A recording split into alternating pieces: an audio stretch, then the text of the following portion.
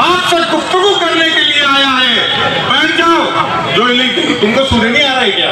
बैठो ना, बैठो।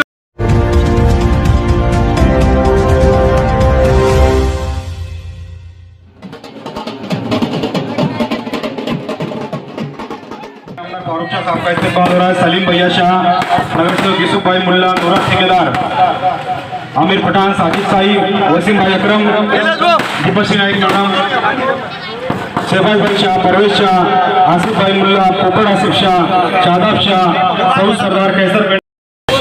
10 अगस्त को 100 फुटी रोड पर शरधुलिया के लोकप्रिय आमदार अली जनाब फारूक शाह साहब के विकास कार्यों को देखते हुए और उनकी कामयाब नुमाइंदगी को देखते हुए एक बड़ी संगठन जिसने शहर में बहुत सारे अच्छे काम किए, कोरोना काल से लेके हमेशा से जो गरीबों की मदद करके आ रही है, मजलूमों की मदद करके आ रही है, बहुत मशहूर संगठन आज़ाद हिंद संगठन के अध्यक्ष, कार्याध्यक्ष और पूरी संगठन ने आमदार साहब की मौजूदगी में हिमायत में प्रवेश किया है।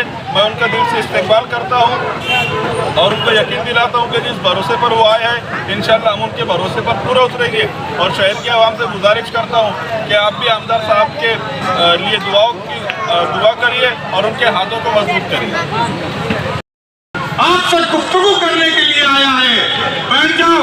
जो तुमको सुनने नहीं आ रहा है क्या? बैठो ना, बैठो।